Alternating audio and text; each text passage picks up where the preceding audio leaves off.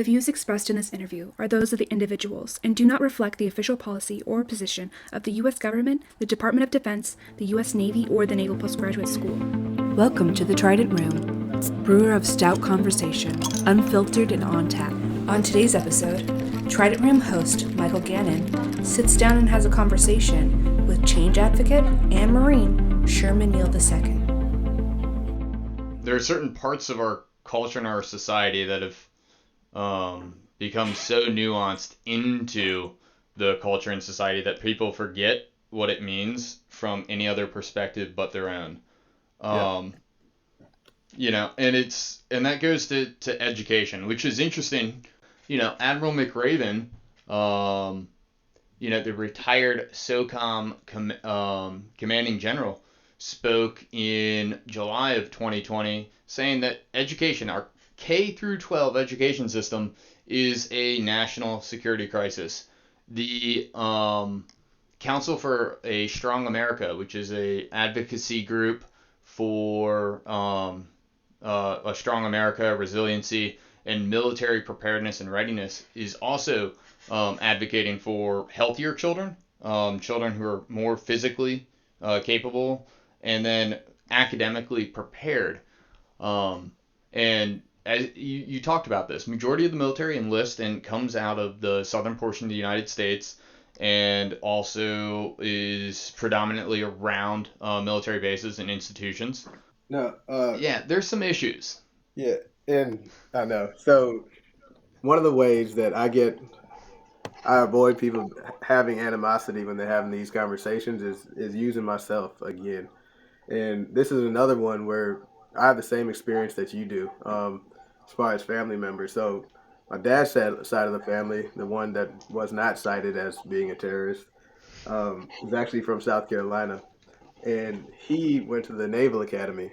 He had to go to NAPS first, even though he is qualified, because at the time Strom Thurmond was a senator. And if you know anything about Strom Thurmond, you can assume that he did not want black people going to the Naval Academy or doing much else other than being his illegitimate. Anyway, I'll just leave that alone.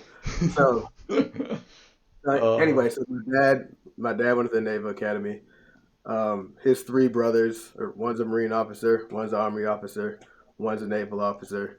My brother is a captain in the Air Force right now, and I have cousins that 05. It's ingrained in our family. Now, myself, when I was 20 and I decided to join the Marine Corps, I had 17 inches of dreadlocks, and I thought I was going to be playing football for a period of time. So, no, all of those things did not lead to me, becoming a Marine Corps officer or predestined to do something.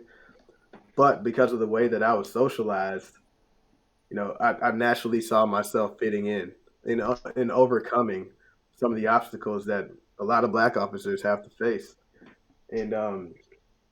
And so when we talk about the educational system and access, if we continue to draw from these same pools and we don't adjust, one, the educational system, two, the Marine Corps itself, and really a lot of aspects of our government to reflect the best methods or methodology of recruiting, the future officer, whether that's black, white, Native American, Mexican, man, woman, then we're going to end up getting the same people and the same product and the same ideas. If the Marine Corps made it to where they can recruit my son to be a third generation officer, that's great. What they really need to be focusing on is how do they get my son's buddy, who has no ties to the military, to look past a lot of actions or inaction that the force is taking to take a risk and join up, especially when they have options that are readily presentable through a million different forms of media in society today. So yeah, that's an issue in and of itself with the intergenerational, even regional. From an education standpoint, we have to have these same conversations that we're having with kids as soon as they first open the textbook. As soon as they open a book, probably about in third grade where they learn about these things, we have to tell them the truth. If we don't tell them the truth, then we're destined to fail. I read something good the other day about how, we every kid in the world knows that 5 people died at the Boston Massacre. What they don't know about is anything else of tangible importance with the revolution, how, the South, even at that point in time, was different from the North, how South Carolina and Georgia had their own economy, all that type of stuff. Because we want to preserve and present this. United States was great from the very beginning. We were allied at the very beginning. We had a quick meeting, that led to funny videos over the Declaration of Independence, and it was all good. Like, no, the system was broken. Um, that's what resulted in the Articles of Confederation. We dealt with it being broken, and people continued to fight, not for their tribe or their faction, but to preserve what we have. And it led to a Bill of Rights, which again was broken, and it's a continuous process. And so there's no great again time. And that's I think something that we need to emphasize. And even as a Marine Corps or Department of Defense overall, as long as we continue to understand that and study what happened in terms for learning as opposed to what we should be doing, then we'll end up being a better force. But right now, we still want to have nostalgia. And I say we, not the Marines, but as a teaching uh, nation, it's easier to have the nostalgia and avoid those discussions because it's tough. Yeah, history is riddled with horrible, horrible truths and reality. Crispus Attucks, African American, Native American, killed at the Boston Massacre, and nobody knows his name. Deborah Sampson. She served in the Revolutionary Army under at the time General George Washington, and got a pension for her service signed by President Jefferson. And there's stories of amazing feats of accomplishments and everything that riddles our history, and then there's also stories of just horrible reality.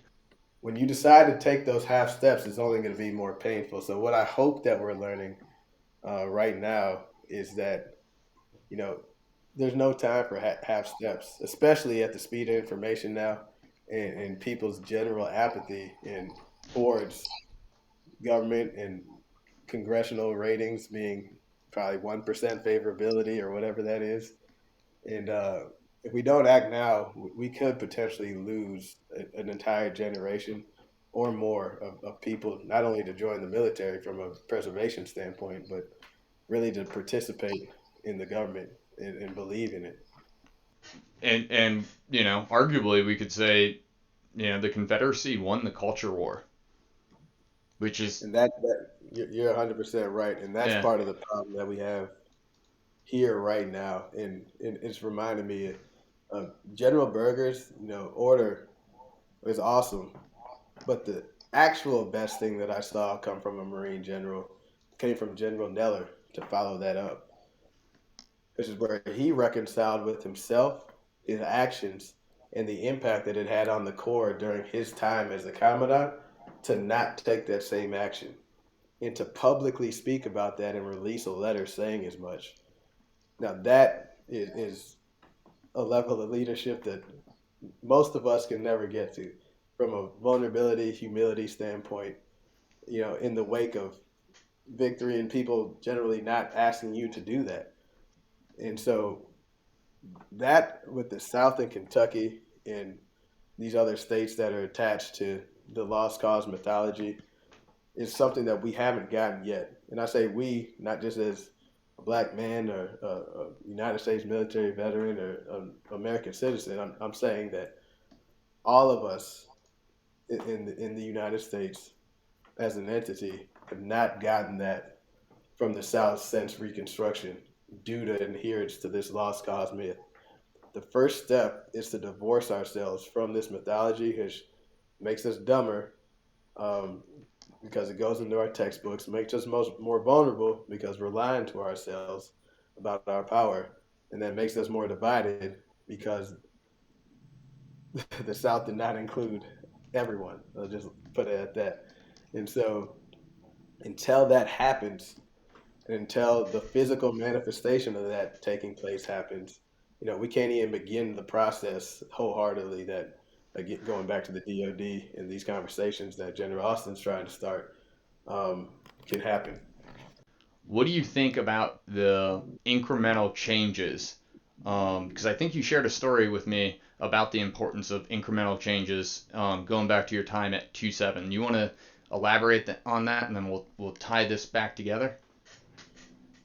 Yes. So full disclosure, I stole the phrase incremental process improvement from now Lieutenant Colonel Jerry Godfrey, a mentor of mine, just helped keep. I frustrated many times, I'm sure, as a captain with no idea what I was doing. So I appreciate. I'm good at copying what he says and trying to run with it until I get caught up. So there's that. And then as far as the incremental improvements, as you were bringing that up, I was again trying to think of experiences in my own time, both in the Marine Corps and out. And I remember in probably 2010 taking a Marine Net course on, what happens when we repeal Don't Ask, Don't Tell. And it's literally like, hey, if you see, a gay person, you A, assault them, B, some things that seem crazy now in 2021. And a course that hopefully nobody has the takes. I'm sure that they don't. I am certain that if we take women in integration right now, there's a lot of lessons learned where if we can go back in time, we wouldn't have made foolish statements before Congress or had certain procedures that clearly indicated that no women played any role in the decision making process, etc. But we did the 70% solution the best that we could, and now we're in a better place than we were before. Um, and that's no different with these issues here. The tough part is, you know, when do you accelerate the pace? When do you allocate more resources? And that brings me back to what I saw at TBS, again, with integrating women. We still have a significant gap of minority officers uh, that serve not only in the officer corps overall, but specifically within the GCE. I know that I was acutely aware of that before I became a second lieutenant. And my objective was to be an infantry officer, not because I like weapons, but because I knew that that was the way to accelerate and hit all those steps that you talked about and not have a ceiling. And if any of y'all listening have been in the Marine Corps, you know that if you look at your suppos and your logistics officers as opposed to your artillery officers and your uh, infantry officers and your ground intel officers, there's a dynamic there that exists. There's a culture there that exists. What part of that culture is making it so the other cannot get in? And is that good for the Corps? Is that good for the country? Is that good for retention? All of those questions that we can peel back and ask ourselves. I would purport to say that the answer is no. I would say that whatever is creating that dynamic needs to be identified so that it can be addressed and corrective action can be taken, because I think it limits a lot of good people from staying in or getting into positions of leadership that will make the Corps better overall. Um, and then just in terms of everyday processes, and you'll remember this from 2-7, and again with how tough it is, and not to make it to giving a story so it doesn't sound like I'm holier than thou or immune to it. I remember when we returned from deployment and we were going to get our first female into the battalion, and we literally had to hold mock meetings before she came because who knows what type of not bad intention, but sexist and non-inclusionary words we were saying in meetings, and such as what happens when you just have 100% males operating. No different than what it would be if you had 100% females or 100%, a certain race operating.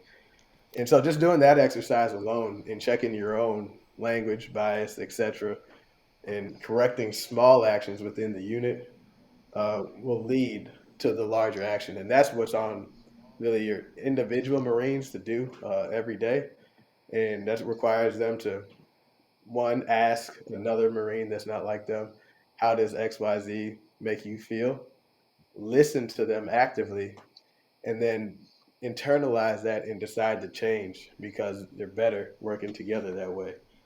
And then on the grander scale, implementing that into the force writ large to not create a culture, but to shift the culture to reflect, what the force is now, if that makes sense. No, it does. Do you think the military, as it gets better and as the things that General Berger and other leaders have done, um, sort of addressed the sins of the past, um, do you think that will help, bring forth the reconciliation, I guess, our society so deeply needs at times? I hope so. I would be lying if I said I was 100% sure because I do think that we're at a pivotal point right now.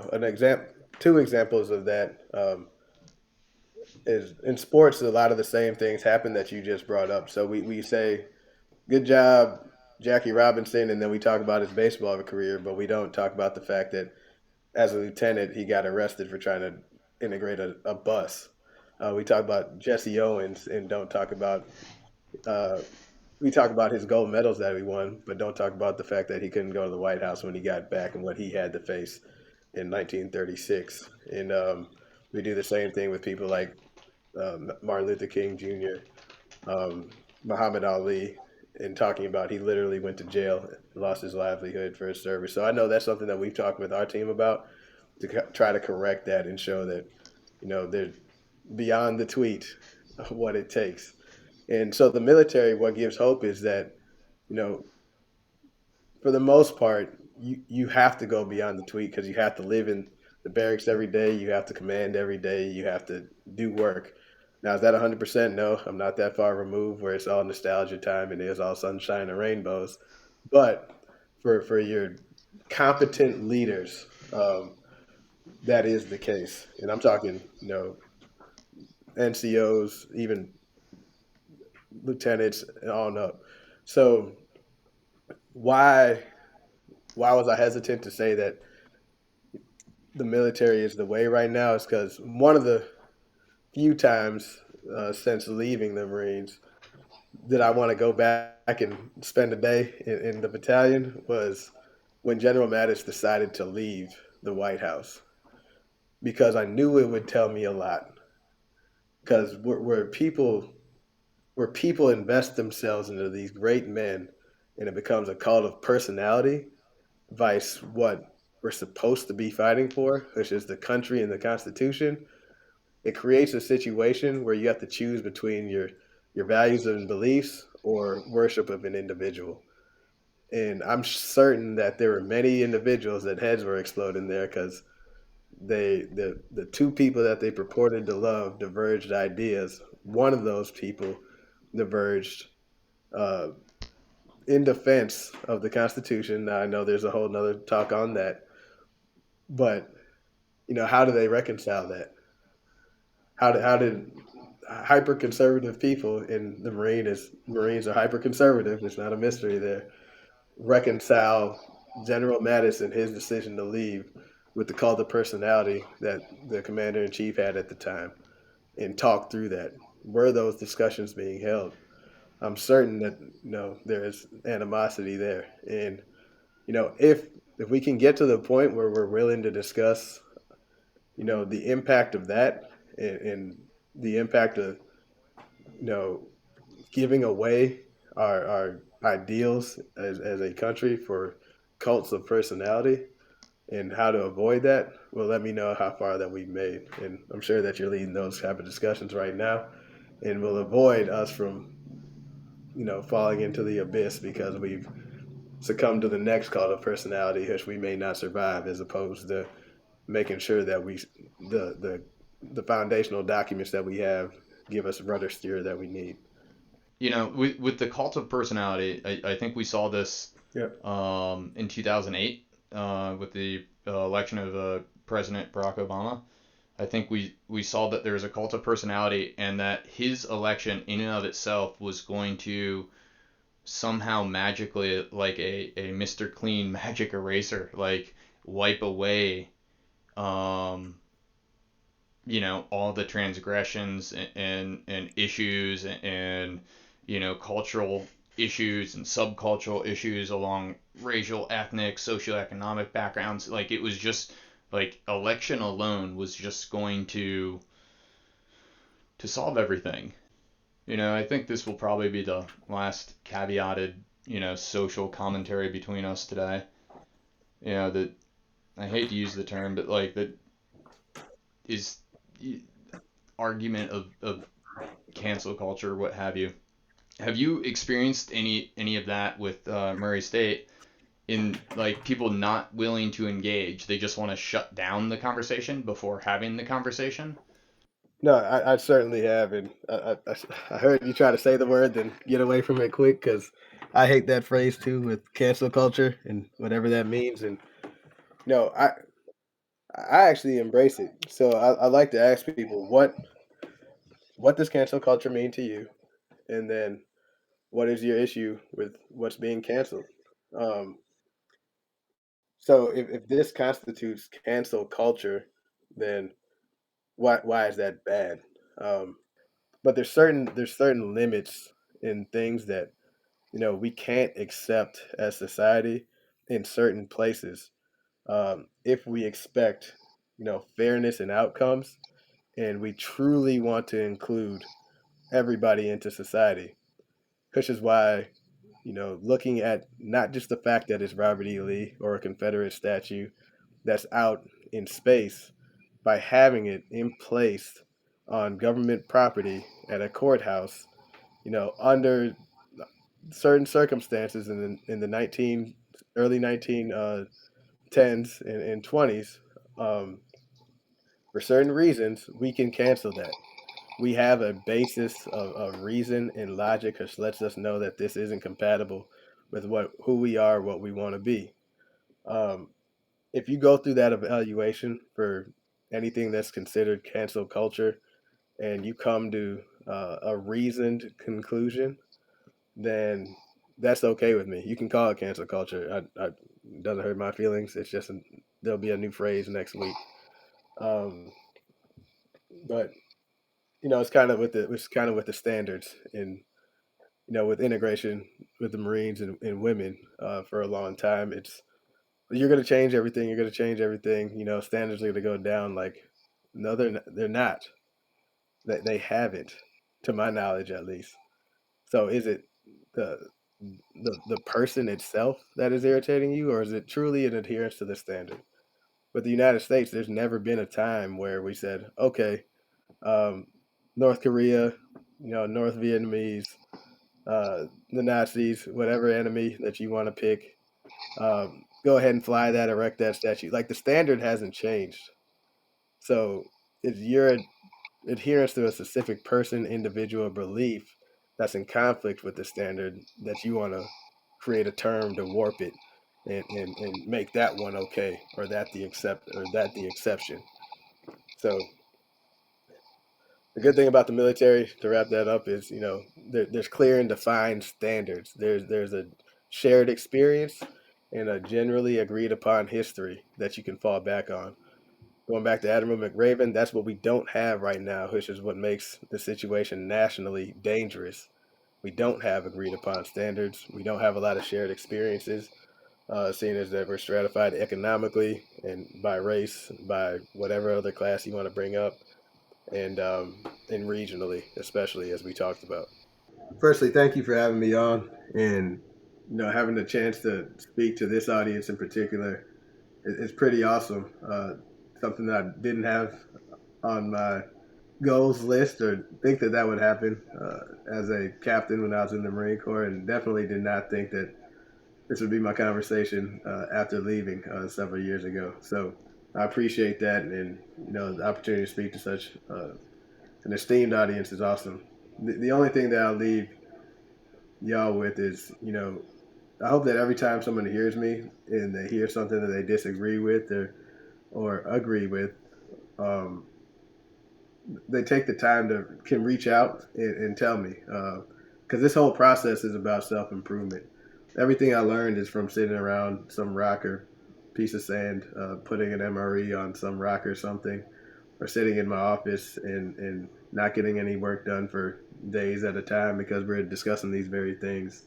And that's where all this happens, and that's the best part of what the experience in the military is. And I truly believe that, those units that can foster a genuine sense of caring through active listening and improving each other through challenging each other are more successful on the football field, the battlefield, and in their own lives.